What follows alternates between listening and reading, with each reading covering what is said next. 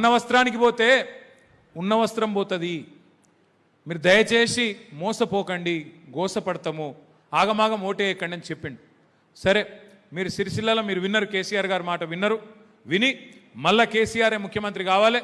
ఏమైనా ఉంటే చిన్న చిన్న పొరపాట్లు ఉంటాయి, మనుషులం కాబట్టి ఉండొచ్చు. కానీ కేసీఆర్ మంచి చేసిండు, మాకు సముద్రమే తెచ్చి మా తంగలపల్లి బ్రిడ్జ్ కిందికి తెచ్చిండు కేసీఆర్ అని చెప్పి మీరందరూ, ఈ ప్రాంత రైతన్నలు, ఈ ప్రాంత నేతన్నలు మీరందరూ మళ్ళీ దయదలిచి నాకు ఓటేస్తే నేను గెలిచి 5వసారి మీ ఆశీర్వాదంతో ఎమ్మెల్యే అయినా.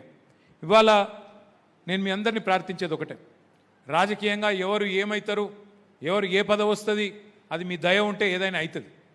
వాస్తవం ఏంది అంటే ఇవాళ తెలంగాణకు కేసీఆర్ గారి నాయకత్వం ఖచ్చితమైన అవసరం ఉంది. కేసీఆర్ గారికి ముఖ్యమంత్రి పదవి అనే దానికంటే తెలంగాణకు ఇవాళ కేసీఆర్ నాయకత్వం ఖచ్చితంగా ఈ సందర్భంలో క్లిష్టమైన టైంలో అవసరం ఉన్నది. ఇదేదో నేను ఉత్తగానే చెప్తలేను, చూస్తున్నాం రైతుల పరిస్థితి. కళ్ళ కద్దుకొని వడ్లు కొనే ప్రభుత్వం ఉండే, మనకు ధాన్యం కొనే ప్రభుత్వం ఉండే. ఒక వడ్లే కాదు, శనగలు కొన్నాం, జొన్నలు కొన్నాం, మక్కలు కొన్నాం, మిర్చి కొన్నాం. ఏది వండిస్తే రైతు కనీస మద్దతు ధరించి 1000 కోట్ల నష్టం వచ్చినా ప్రభుత్వానికి దాన్ని నిల్వ ఉంచి గోదాములు కట్టి నిల్వ ఉంచి 1000 కోట్ల నష్టం వచ్చినా రైతు నష్టపోవద్దని చెప్పి రైతు రాజు లెక్క ఉండాలని చెప్పి కొన్నాడు కేసీఆర్.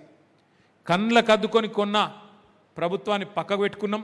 ఇలా కాళ్ళు పట్టుకున్నా కొనని ప్రభుత్వాన్ని తెచ్చుకున్నాం.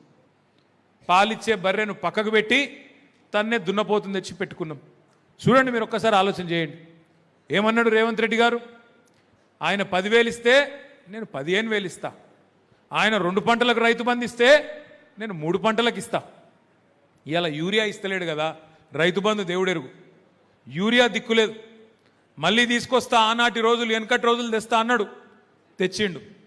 మన ఎల్లారెడ్డిపేటలో వెంకటాపూర్లో నాకు యాదికున్నది, 2009-10లో మునిగే ఎల్లయ్య అనే ఓ రైతు, దళిత రైతు, లైన్లో నిలబడి ఆయనతో చక్కెర చక్కనే పడిపోయి చచ్చిపోయింది. నేను పోయినాడికి. ఆ రోజుల్లో పొన్నం ప్రభాకర్ గారు ఎంపీ, శ్రీధర్ బాబు గారు మంత్రి, అందరం పోయినవాడికి ఆ ఎల్లయ్య గారి కుటుంబాన్ని పరామర్శించడానికి. మళ్ళా ఆ రోజులు వచ్చినాయి. మళ్ళా ఎరువుల దుకాణాల ముంగడ చెప్పుల లైన్లు, మళ్ళా రైతులు సొమ్మసిల్లి పడిపోవడం, ఆఖరికి ఇవాళ కొనుగోలు కేంద్రాలలో రైతులు పడిపోయి చచ్చిపోయే పరిస్థితి వచ్చింది. కొనుగోలు కేంద్రాలలో వడదెబ్బ దాకి రైతులు చచ్చిపోయే పరిస్థితి.